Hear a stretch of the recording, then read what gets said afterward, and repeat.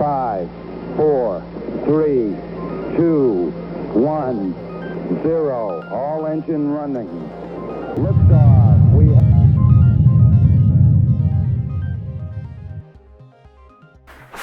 Hey everybody, what's up? It's Nick for this episode of Sci-Fi Sunday. We got Super 8. Super 8 is directed by J.J. Abrams and stars Joel Courtney as the main protagonist, child, and his group of friends, all child actors, as they search for evidence involving some kind of government conspiracy, also involving what they feel to be an alien. So the first half, which is also a little bit slow, involves them tracing back their film, finding it, trying to get it ready for, produce it so they can watch the film, and go on these various quests, if you will, trying to get information on the whereabouts of this alien they believe that was in this train that had a massive train crash. It was a huge CGI train crash in the beginning of the film, but they're trying to get clues on the information on this alien, on his whereabouts, what he's doing, what he looks like. Basically, the little kid, so they want to see it on film. You know how it goes, as anyone would, really. But the Air Force comes over to the town and kind of takes over, for use of a better word. Not a complete martial law, but they're there and their presence is known. So they're trying to get clues, trying to, bring this thing together and basically control the situation so nobody gets too much information on this government conspiracy, and trying to keep it under wraps. So the Colonel, which I wrote all their names down, Colonel Noah Emmerich, he's been in a lot of films. He does a pretty decent performance here. Very good actor. He's usually a side actor. I had to look up his name, but he is very talented. I liked his performance in here. He was the, basically, like I said, the Colonel. He's walking around the town giving orders, kind of bring this thing under wraps. He does a good job. The cop, Kyle Chandler, which I feel like Kyle Chandler, when you're done watching this, look up a picture of him. He plays the local trooper, and I feel like he's a cop in pretty much any movie he's in. I feel like every time I see this guy, he's a cop and he's doing something like law enforcement wise, or he's a sheriff or something of that nature. But he's the local cop. He's also Joe, and Joel Courtney plays Joe, which is the main child actor, and his father is the cop. So their mom passed away. There's a lot of tension and turmoil in the family, which is the two of them. A lot of side story that we don't necessarily need. Nothing that really pertains to the alien. I think they try to make it like E.T., where there's the home story and the plot, and they're shifting back and forth between the alien science fiction plot and home story, and then the child story, and the police officer story, and what's the Colonel doing now? And the first half of it is really dry, trying to find information on this alien, and you don't actually see it until I think about an hour into the movie, which I thought was a huge misstep in this movie as well. They actually give you the full view, even though it is dark. As I said, it's directed by J.J. Abrams. He does a lot of light flashes and, all that stuff. And it is kind of dark and murky, which I feel like he kind of likes too. There's decent amount of light flares in this movie as well. It is 2011, so it's a little bit older. Back when he was starting on Star Trek and that kind of stuff. So, and then The Force Awakens was coming out and all that stuff. So, but I think it was a huge misstep actually showing the whole figure of the alien. I think they could take a different approach, whereas like Signs did, where you don't actually see the alien until the end. It's kept ambiguous throughout the movie, and then you're invested in the suspense is there when you actually see it. So another huge misstep was the characterization on the alien, like what he wants necessarily. I think they deemed it more or less a creature because he's very beast mode throughout the whole movie, and then, not to spoil anything, but he changes his characterization throughout the last couple scenes, so he turns into basically the good guy. He's the good alien now, even though he goes on a murderous rampage throughout most of the film, almost its entirety. So, but he finds humanity within the main child actor, and they have a close one-on-one.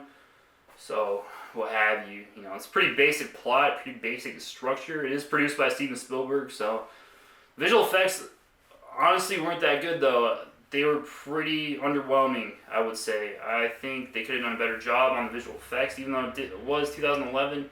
But they definitely had better visual production and visual effects out in 2011 than what they produced in this movie. I will say, for positives, it's taking place in 1979, so the era and the clothing we get and everything they show on screen, as well as the military uniforms, are pretty close to what they had in 1979. I wouldn't say on the nose, but everything seemed to be, the cars, everything like that, seemed to be like the 70s. This dude has a Walkman, like the Walkman just came out and he's super excited. That was a cool scene. There's cool scenes like that throughout. The childhood friends, the cast, the gang, whatever you want to call them, are pretty good. They do their job. The female character, his female friend, it was kind of just added drama. I feel like there's a lot of added drama in this movie. I feel like, because this movie was before Stranger Things, but I feel like Stranger Things took a lot from Super 8 and capitalized on everything that Super 8 did. So everything Super 8 did the right way, Stranger Things did, and then built upon that. So if you haven't seen Super 8 in a while, check it out, and then go back and watch like the first couple episodes of Stranger Things. It's a direct correlation, in my opinion. There's a lot of differences, but there's a lot of similarities as well. There's a group of kids trying to find an alien, stuff like that. They're scared out of their minds. Families are fighting. There's a lot of tension like that and whatnot throughout the movie. There's a lot of good things about it. I wouldn't say it's a perfect movie. I think the plot structure is pretty basic. I don't think there's anything to drive home about, but there's a lot of things that were good. There's a lot of things good, a lot of bad things, a lot of missteps, a lot of missed opportunities. It could have been a very, very good movie. I think the child actors was a little bit, nonchalant at times. Very non-consistent. I don't know why, but certain scenes are really good, and then other scenes they kind of just dragged it. So I think they could have cut a lot of scenes out, made it shorter. It's about 2 hours 20 minutes, I believe. Don't quote me on that, but it was very long runtime for what it could. It could have been, hour and a half and been a great movie rather than drawn out. Much like It is also drawn out. But I'm going to give Super 8 a 7 out of 10. Next up, we got promotions.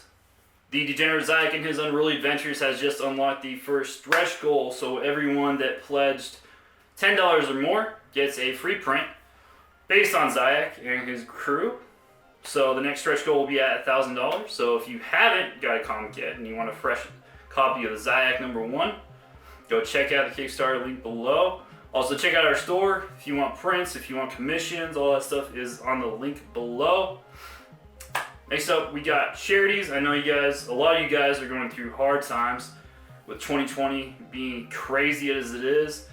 We've got the pandemic, we've got, illness, we've got all the riots that have happened recently. There's a lot of things going on. Please stay safe out there. I know you guys need a lot of help, most of you, especially you people in the inner city. Stay safe. If you're going to protest, please protest by all means. Stay safe when you protest. Don't get injured when you don't have to. All right? Make sure your family's safe and well before anything crazy happens to them. If you do need assistance, please reach out if you do need assistance, especially if you're in LA or Philly or any of that stuff, New York. There's always craziness going on there. So my heart goes out to you. Please stay safe. The Fisher House Foundation. At Fisher House Foundation, we put bricks together. We build homes away from home, close to military and VA medical centers, so free lodging and care are close together. But more importantly, we bring families together so they can recover, heal, and ultimately put their lives back together. Imagine what more we can do together. Fisher House Foundation is doing incredible work across the country to house veterans, widows, wounded vets, anybody that needs assistance with housing, shelter for a couple nights or a week or whatever they're going through and they need help. Please check out Fisher House Foundation in the link below and donate. And once we get back to normal, please volunteer. I'll be setting up events around the West, if you're in, Colorado or Washington or something like that, and you want to set up an event, please get with me. I will be happy to do it. I'll drive, 8-9 hours. I don't care. Set up a good event. We'll have a good time. But that's all I got. Please stay safe out there, as I said. Please enjoy your families. I hope everyone's getting back to work, getting back in the swing of things as we move on in this year. So that's all I got. Click down below to get Cryogenically Frozen.